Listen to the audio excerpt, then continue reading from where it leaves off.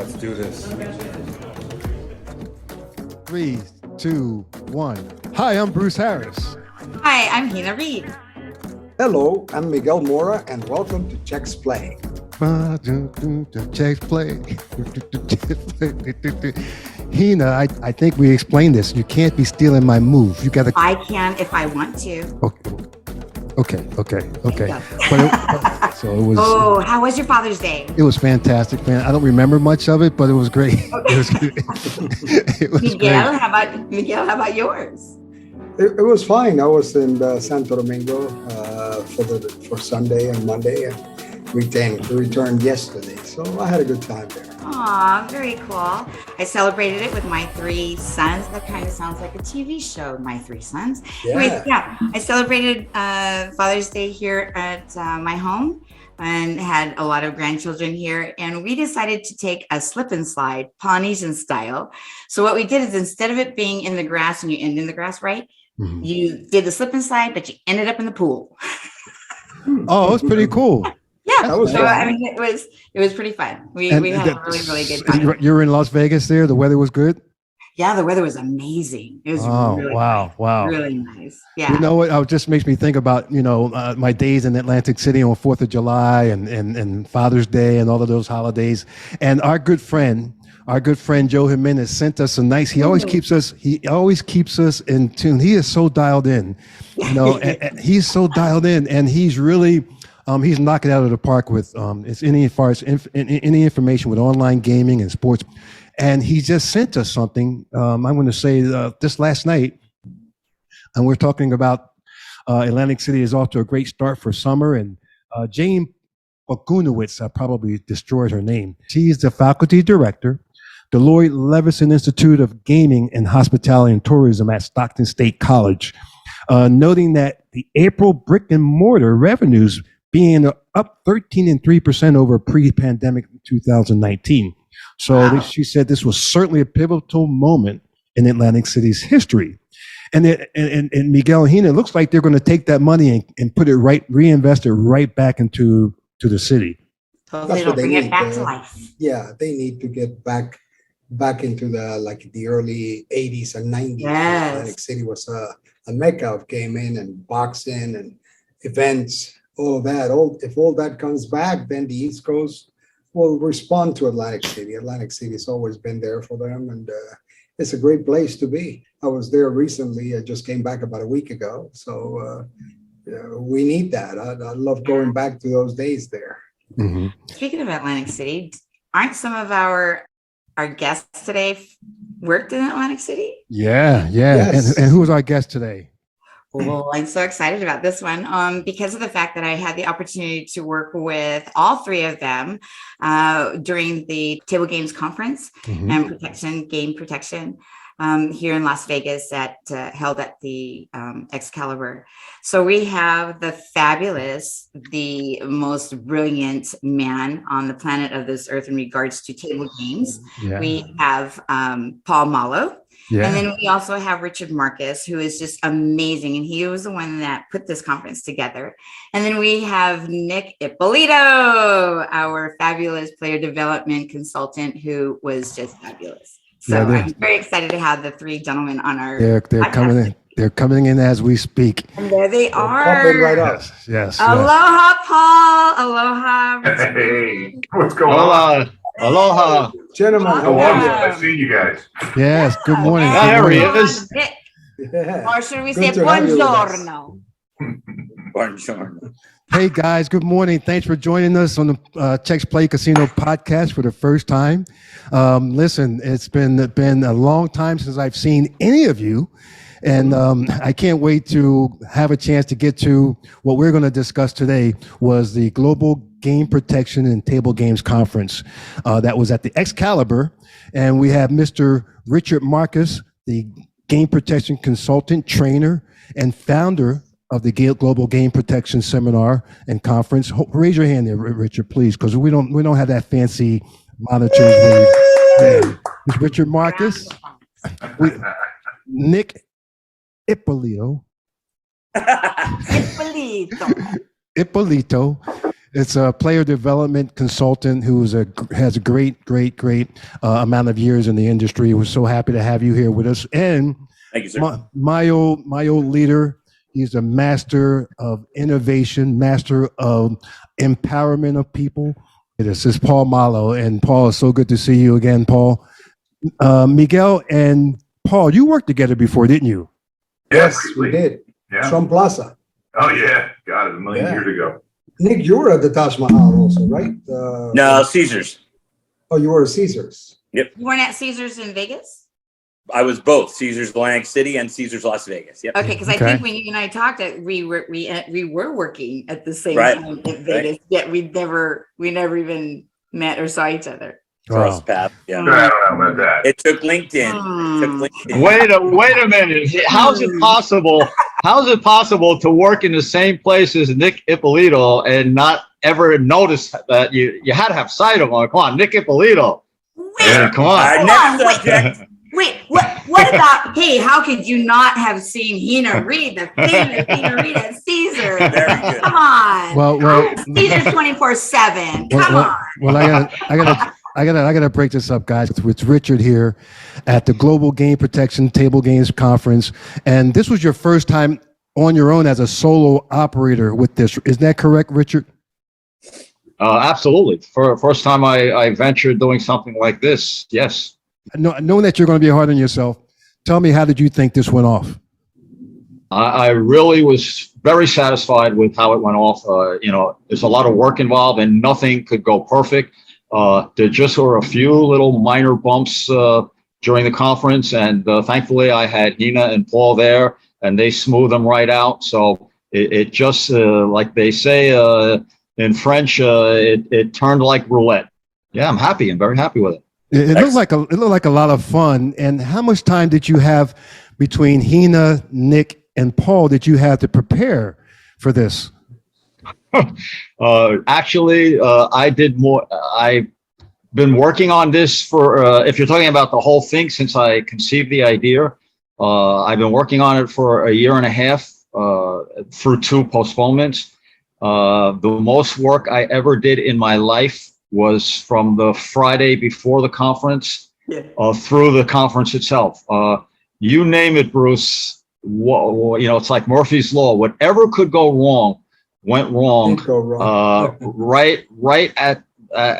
Right before the conference it started. Starting on Friday, I was in Vegas. a week before it started because of the COVID test. Because you have to have a COVID test to get into the United States. So if I failed, I want to at least give myself leeway to get on a plane the next day. So I was in Vegas for a week. Everything was going great. And I'm saying, now comes Friday, right before the Monday of the conference. Please don't let anything go wrong. I wake up Friday morning. My keynote speaker on the game protection side, his whole family's got COVID, cancel. An hour later, I got another call from another speaker, canceled. The next day, Saturday, a third speaker, canceled. So I immediately found myself having to, run around and plug these holes that were being put into the program, which thankfully I was able to do. And it just a lot more happened during the conference, which if we I'll get into that later if we have time. But it a lot of work, a lot of organization work, and it's not easy.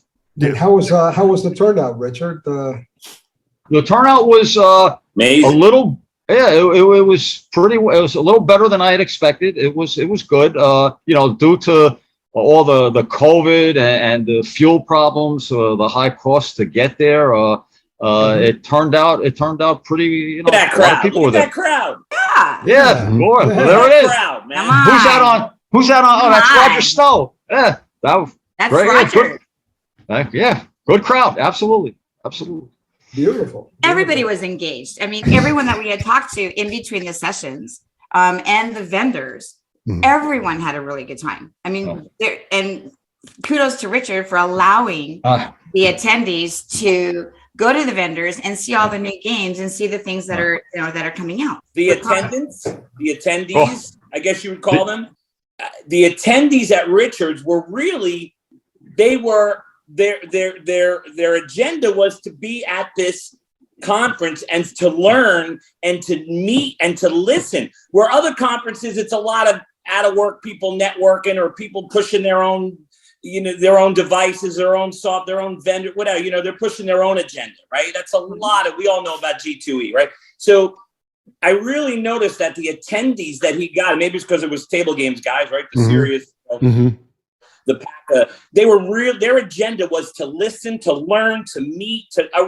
really to be at a conference. Yes. Yeah. I'll tell you. Agreed? Everybody agree with that?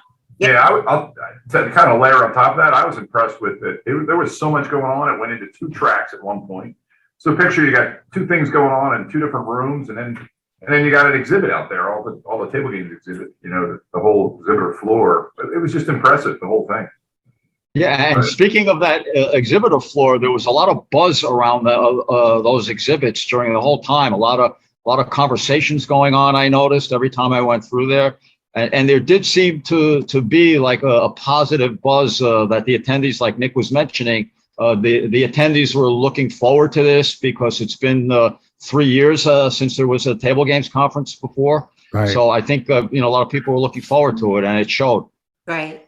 Yeah. Well, in some of the games that in the vendors, it was actually pretty cool when I would bring Paul and said, "Hey, Paul, take a look at this," and I would introduce them, and then same with Benny, right? And so I mean, to have those two go and see all of the games, and then to see all the other table games executives kind of watch Paul and Benny, right? And of course Brian. So they all kind of watched them, but they all went to the vendors and took a lot of the information that they had on the new games and the new AI technology. I mean, it was really an informative conference. Yeah. And fun. Hina, you hit right on what I was thinking.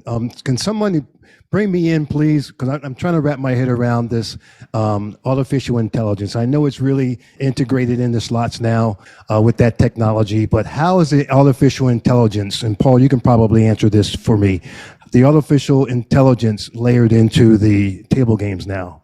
I think it's just all about data. They take every piece of data about a player and they turn it into something intelligent that they can use. I mean, whether the player, plays for 2 hours, takes a lunch break, goes to an ATM, whatever it may be, they're tracking that player and collecting large amounts of data that they can sift through and use and either better help the player or better, accommodate them with whatever game type they want or whatever it is. But it's really about collecting large amounts of data and using it, in a way that they can, and then making decisions from that. The computer can make decisions, based on. I mean, it's no different than what Amazon, Nike, Mayfair. You get on the internet and you start. They pick up your habits right away, right? Every retail.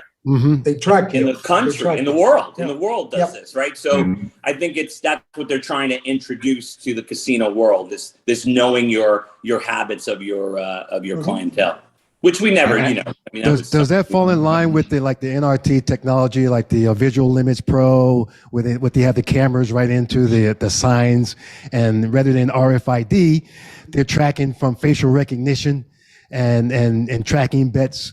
Is that part of the same thing? Would that be considered artificial intelligence as well? Yeah, they were talking about facial recognition and everything. Yeah. Well, Steve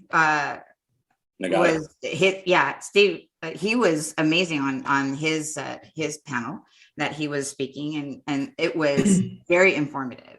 Mm-hmm. So those cameras right by the table, right, Paul? Yeah. Those cameras right at the table. I mean, that was impressive. Yeah. That Sensei. Yeah, that's the name of it.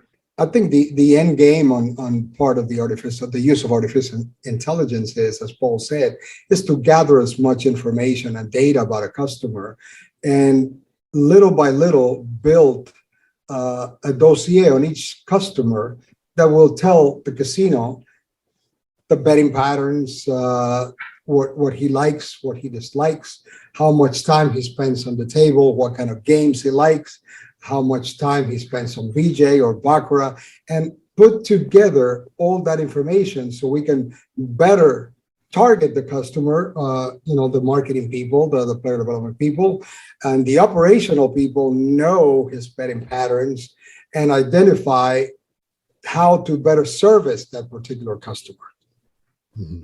Yeah.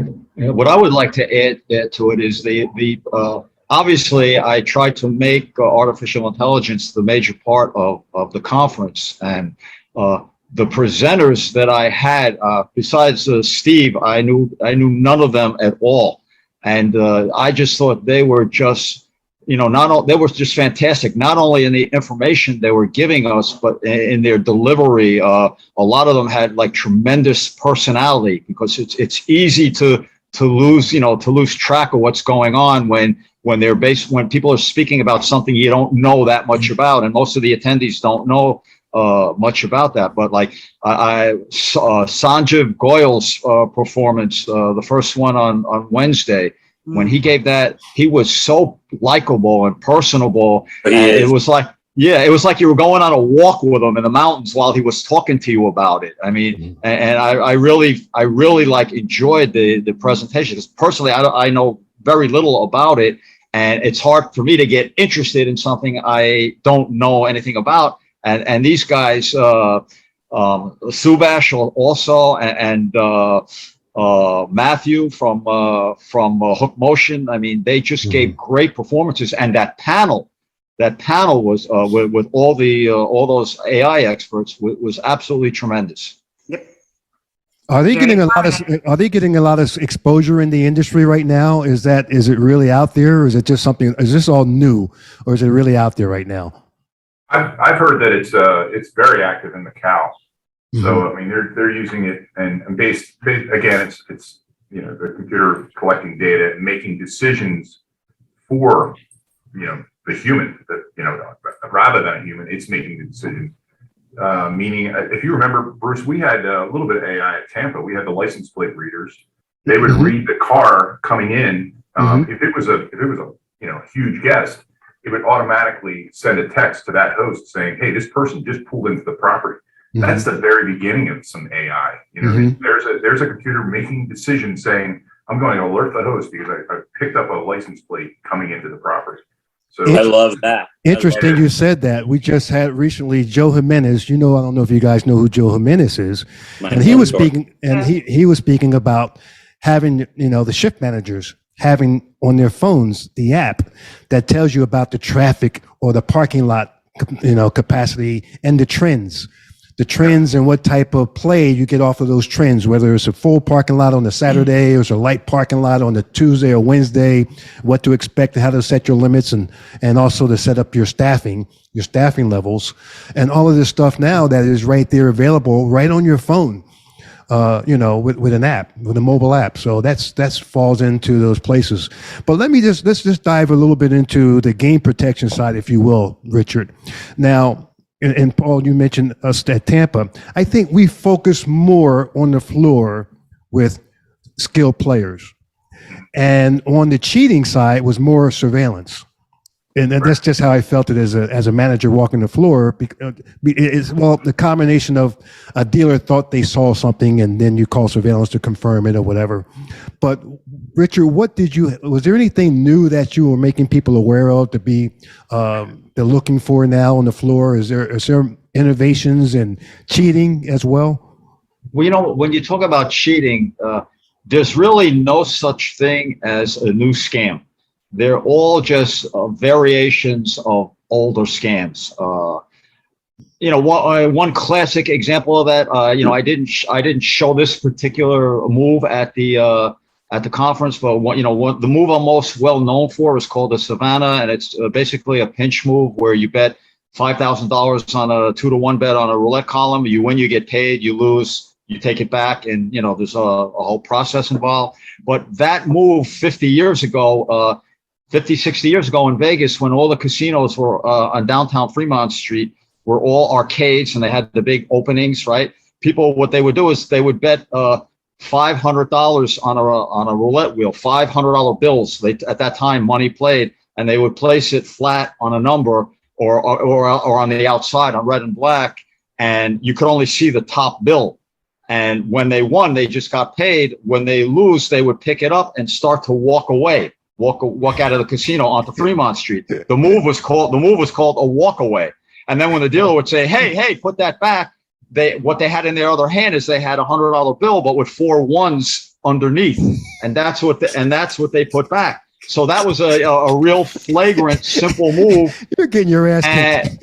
Yeah, but you know, like a bait and switch. Somebody's gonna get.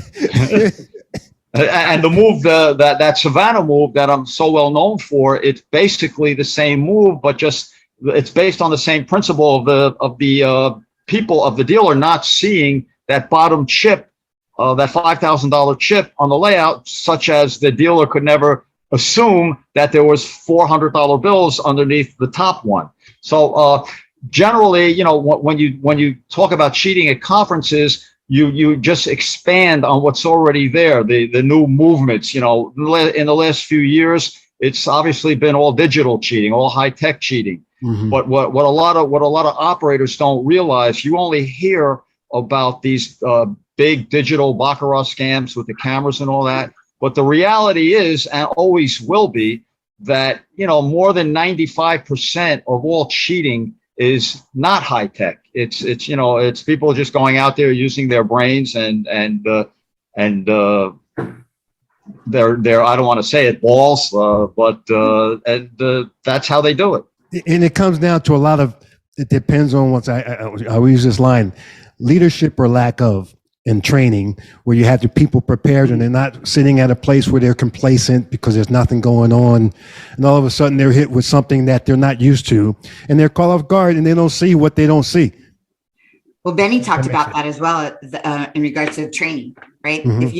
If you don't consistently, you know, keep up with the training and refresh your training and things like that. I mean, a lot of the dealers, along with his own, you know, I shouldn't say his own, but a lot with the pit bosses and the managers. I mean, you just get complacent, kind of, sort of. But it's very similar to what he was saying when I was listening to the one gentleman who was talking about cheating, and he was a professional and had, you know, his book and stuff. Someone from the audience said, "So, are you seeing anything new?" Right. So very similar to what Richard said, the guy went, it's the same thing. It's just that with the millennials and the age group, they think it's new, but it has been going on for decades. Mm-hmm. What do you guys like to see now, Paul? I mean, as a vice president of table games and coming into the casino, and as far as a conference, and Richard, what he's presented, which is a great idea, and to combine the two, from what I understand, that was B-Man's kind of a suggestion to you to add the table games portion to the game protection. Yeah. So what would you like to see in the future? Would you like to see slots coming in and getting integrated into this conference, or? Well, first we need more oxygen bottles for the B-Man. Didn't have enough oxygen for that guy. You did not just do that while I was drinking. He almost died again on us, you know, weekend at Bernie's. But no, seriously, get back to the he was going to come in. He was going to surprise us today, but he's got a couple meetings. So I was wondering where he was at. He's getting a blood transfusion. Anyway, you know what? There was one thing, going back a few paragraphs there, what Richard said, it was awareness. And really, it's about the training, the awareness. And as a casino operator, that's what I want my people to be aware, that these vultures are out there. They're cruising the casino. They're checking out for the weak dealers. Mm-hmm. You know, that's one of the main kind of really things I took away from the conference. Yeah, there was a lot of great stuff and a lot of technical stuff, but man, that awareness piece and that training piece, and there's always the bad guys out there. They're just waiting to pounce on a weak dealer or some kind of opportunity. They jump right in there. So, you know, that's to kind of answer your question. That's what I want to bring to the forefront for my team is awareness, man. Be aware of this. Don't be like naive that this isn't happening, because it is. You know? So. I'd like to see more player development at these. I was a little disappointed in that realm, where I got a lot of emails from player development leaders and hosts, and they said, "I saw you speaking at that table. Should I go? Should we go? Should I go?" And before they even finished the question, I said, "Learning is knowledge, right? I mean, knowledge is everything. It's strength." But a lot of the player development leaders and hosts, and myself included, we're not that versed on the table game. We're not that versed with dealers. We're not that versed with the table games. We're not that versed with surveillance. So I'd really like to see them step up, especially the leadership, so they're aware of these things as well, so they can communicate and be smart and grow and get promoted and become GMs, right? Derek Boss, was it? I learned so much listening to Derek Boss's speech. So much of his surveillance speech, the minute he said free play, it got my attention, right? I was like, why is a surveillance guy talking about free play, right? And the reward center and the pin numbers. I added to my seminar. I'm going to steal from him. I'm going to quote him, of course, but I added to my seminar because of that Derek Boss section. So I'd like to see a lot of player development step up a little bit to these table games. I always thought hosts should learn Paul, I don't know if you've done it there at Pechanga or your other past places, but hosts should take an intermediate, table games, knowing the odds, knowing how the games work. Yeah, Absolutely. I teach them don't cut in on the shuffle and things of that nature, but they a little bit more advanced would be great. Yeah, I think you remember that, Bruce. We did that at Tampa. We did that, and we took the teams around and taught them what table games is all about. Yeah. Actually, we had Nikki Ballas was on the podcast, and we were talking about, and actually I was her, I guess, gave her the guide when we opened up the Asian pit. Yeah. And she had a group of people, and I took them in. I says, "Oh, look! Listen to the crashing. Listen to the clinging of the wok. See the smoke and the steam, and they're chopping the head of the duck off the duck, and you hear the tiles clanging." And she's saying, "Yeah, they were hollering monkey, monkey, monkey," and she didn't have an understanding, and she was talking about how her. And I said, "Man, you look like you were cool, but I saw you looking around like." The fuck's going on here? And she admitted it. She says, "Oh my God, you got to check out her podcast." And she said it was such an eye opener for her. And another thing is, and Miguel, you can speak to this as well. I went from table games and I was recruited to work as a host. And then when I worked as a host, then I really understood why I need to correctly rate somebody. Because here I am working my tail off, trying to get these players in, cold calling them in. Yeah, I need a limo. I need this. I need a suite. I need a comp for this and that. And I said, okay, well, if you qualify, you play for this and this and that, so many hours per day at this average. Then I go through the pit and I'm saying, yeah, how this guy's playing because he's saying his rating is off. And then I look at the rating card and he's got him at $35 average or $100 average. And I see 4,000 on the layout. Right. So it opened my eyes. Huge problem in player development, man. So, and that's one thing I hope to gain from these cameras and I brought it up in the conference. You did. All we care about is ratings. One guy watched one table in our day. Now one guy's watching 7 tables and he's watching the game. Or a whole pit. Nick, whole pit. Nick, Yeah, a whole pit. Nick, you said one table and you had eight fingers up, so I don't know what the fuck you're talking about. Okay. But That's Italian, Bruce. That's Italian. yeah, you gotta go. He exaggerates, They had 5 fingers up. He says, but now they have one. But He was using his toes too. But you brought that to their attention too, Nick, when you were doing your when you were speaking, right? Yeah. What is the one thing that you guys always do? How much did he play, right? Instead of knowing and doing a little bit more research or understanding it. So I mean that resonated because I looked at the audience. They were like, "Yep." Oh yeah. Right. Yeah, well, and you're right, Bruce, because hosts don't know like the buy-in, or if a big player calls and he wants 3 spots at 50,000. They don't understand right away. I'll go, well, he ain't gonna get those odds. He ain't gonna get those limits here. It's a small casino. We're not gonna give him those. Right? They don't understand that private table volatility. Yeah. But I think also Nick, I entirely agree with you that the player development people should learn a little bit about the table games, but also the table games people should learn about the player development. I was fortunate to be an operations guy first. Right. Then I went into player development, and then I went into management and running properties and stuff like that. So I have the best of both worlds.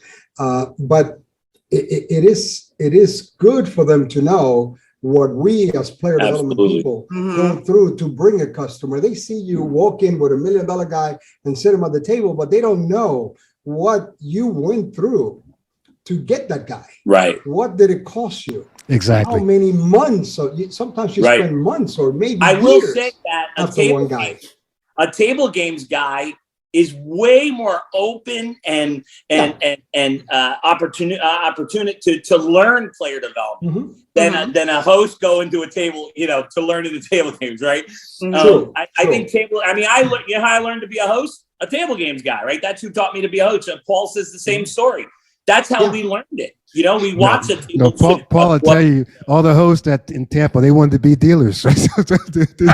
Well, yeah. That's how they wanted to learn tables. Yeah. So how's he? Okay. Yeah. Right. They were making a lot of money. How much are they making? Yeah. Well, I lost a lot of slot attendance, so I'm going to say, did you see the table game dealers lounges versus ours? I'm like, okay. You guys at Caesar's Palace, they had some pretty nice, digs in there. The recliner chairs. I'm like, okay. I loved hiring a host that used to be a table games guy, because to hear them talk about the games, it just blew, and I was envious because I'm not that hot either, So yes, you are. You're hot. You're hot. Well, I'm hot, but I'm not. Yeah, I got to take my bubble. Hold on.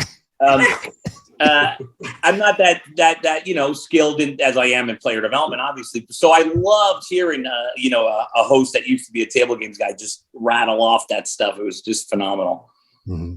Plus, you got the advantage also that when a customer has a beef or has a problem, you understand when he tried to explain to you what happened at the table. No, I didn't ask for a card, or I didn't get paid. You know exactly what could have happened and how to solve the situation. Right. And I was talking at the conference when I was a vice president somewhere at player development. I called surveil every beef. I called surveil. Like, I didn't ask the dealer. I didn't ask the table games director. I would just call surveillance. Let's see the beef. Let's see. Like, I wanted to learn. I wanted to see it. You know what I mean? So yeah, I'm a big camera guy. As far as the future of the conference, do you see any major changes, Richard, that you think you're going to be doing, other than people canceling, which you have no control over that? Those things can happen. And the biggest. Listen, the Academy Awards, somebody got slapped, it's like you can't, some things you just can't control, you know what I mean? Bitch slap.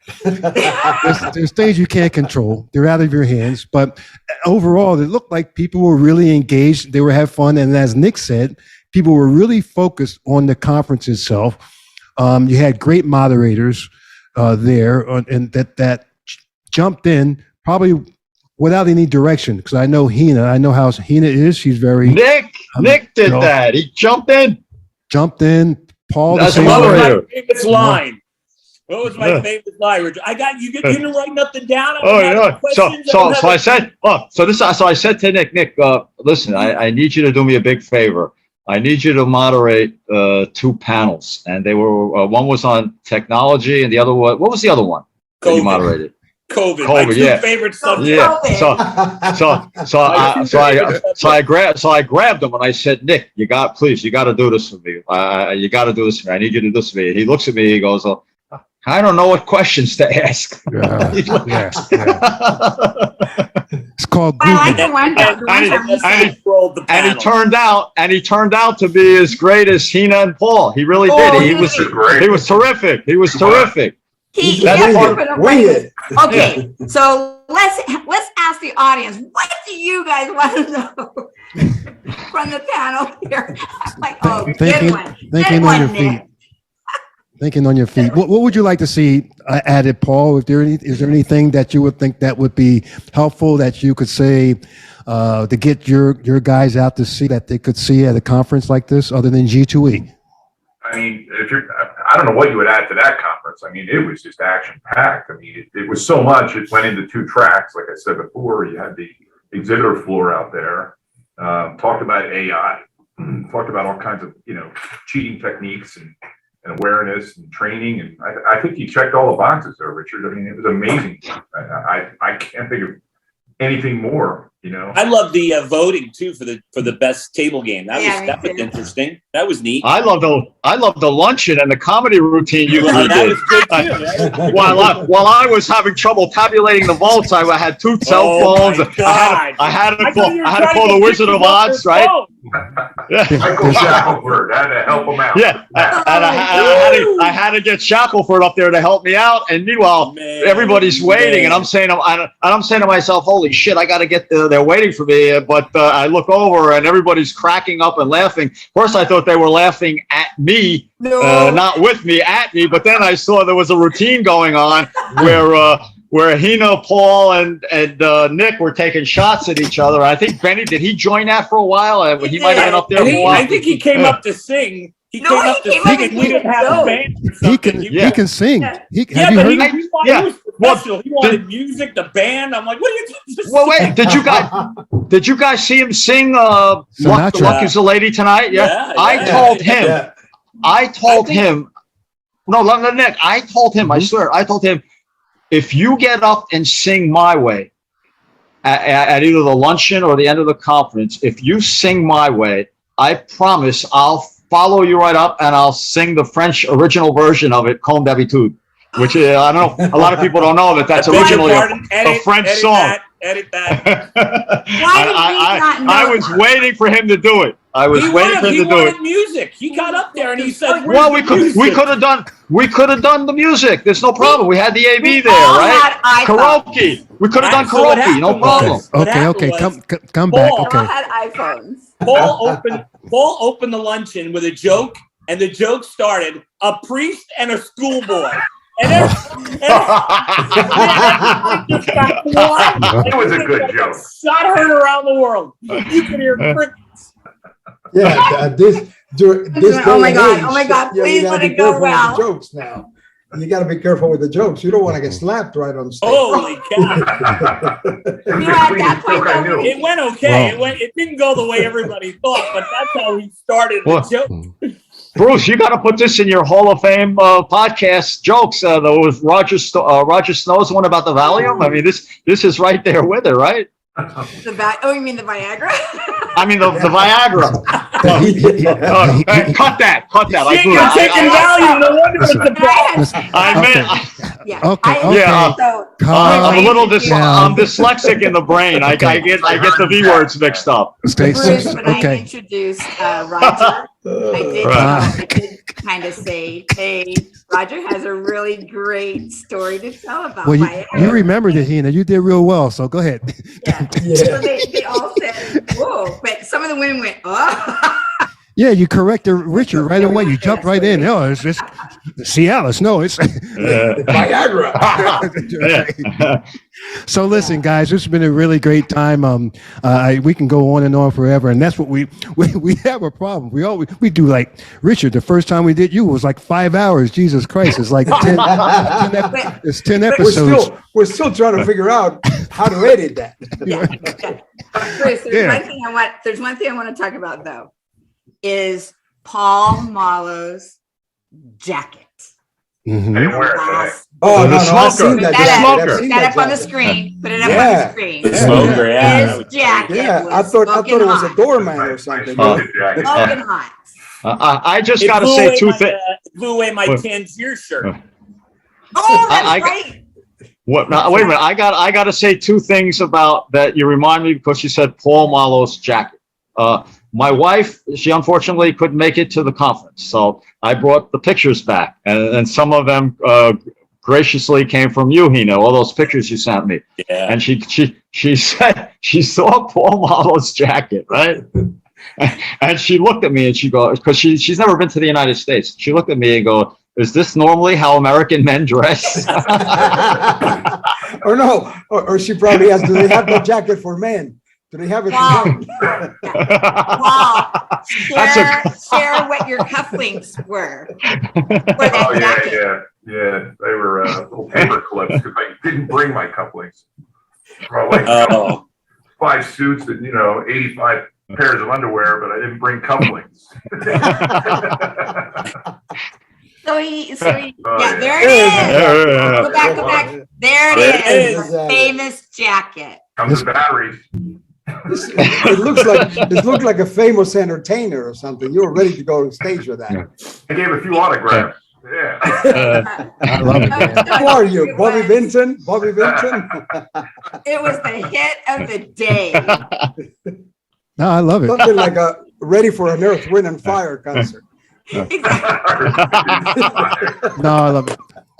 Richard, your wife's going to be happy tonight when you take Viagra instead of Valium. I'm glad. You know, I didn't want to say this, Nick, because I didn't want to pump you up too much. But she also saw your picture, and I swear this is true. She said she looked at your picture and she said, "Is this guy going to be there next year?" Well, guys, it's been great having you all here at one time today. It's been great afternoon, and I tell you what, we got to do it again. We're going to do it again for sure. But definitely, in your own right, we love to have you, Nick, and have you on, Paul, as well. Just focus on the areas that you like to really talk about, things that you like to talk about as well, as far as the industry overall, not just necessarily your area, but just interesting stories and conversations that we've had experiences with in the past, especially Paul opening different properties, and especially how to. Because I don't know if you guys know this, Paul is like Paul. I'm not blowing smoke up your chimney. I'm not that guy. I'm not that guy, because the fact is, there was a time when there was only one state that had gaming, and then when another state opened up, which was New Jersey, nobody knew how to open up a casino, and then a bunch of guys from Lake Tahoe went to Atlantic City, and those who got licenses, or those who were the outliers of Lake Tahoe or Las Vegas, went to Atlantic City, and then nothing opened for many years until Foxwoods opened up, and then after that was New Orleans, and then Mississippi, and so in Iowa. So there weren't any experts of opening properties. Not many people had that skill. This is a specialized skill. And Paul, you know that you had that ability. You take properties in small periods of time. I think you opened Hollywood in just a few months. You know, you had to do the compensation analysis. You had to order the games. You had to do the whole scope of staff recruitment and training, and put it all together. And then after that, you came to Tampa, and then you were opening a property up in Canada, and then Sacramento. And that's a thing that is a skill that people out there still want to know and gain the knowledge of. How do you do that? Where do you start? Do you start from the beginning to the end, or do you start from the end and work backwards? You know what I mean? You know, really, yeah. You got the opening date, 2 weeks out, a month out, what's going on, and so forth. And those are the concepts that people think that it's very easy. Very, very difficult. It's a whole nother aptitude. A lot of arms and legs to that, man. Yeah. Put in a property. So Yeah. Hey, Bruce and Miguel, I'd like to take a minute out to just thank you and congratulate you. This is a great forum that you do. It's informative. There's no agenda to it, right? True. But I really like this format a lot. It's why I agreed to do it. I was telling Hina before this. We all know who they are out there, but this is a very, very good service that you guys extend. Thanks so much. Chemistry. Man. Thank you. Chemistry, baby. Yeah. We're changing Richard's last name to Marco. He's Italian now. Yeah. Yeah, I mean, after being with you guys at the conference and seeing you here, I'm changing my name to Richard Marcuso. With You got to have a lot of vowels. Well, thank you, Nick, for saying that. Thank you all for being here. You're welcome. We've learned so much from doing this, and like you said, there's no agenda. We like learning, and we like sharing. Those are the two key things, and we like building relationships. Like having fun. Richard Marcus, Nick Ippolito, Paul Mollo from Pechanga. Nick Ippolito, are you in New Jersey, Nick? I'm in Vegas, baby. You're in Vegas. Windy Vegas. He's from New Jersey, though. From New Jersey. Do you have a Can you website? tell by his accent? Do you have a website that people can connect with you? What is it? Absolutely. Yeah, Thank please, you, Bruce. please. NickIppolito.com. Very simple. NickIppolito.com. But just Google, casino host training, casino player development training. I come right up, and I'm all over LinkedIn. But thank you. Yeah. Okay, Richard. Perfect. Richard, what is the way people can contact your consulting services?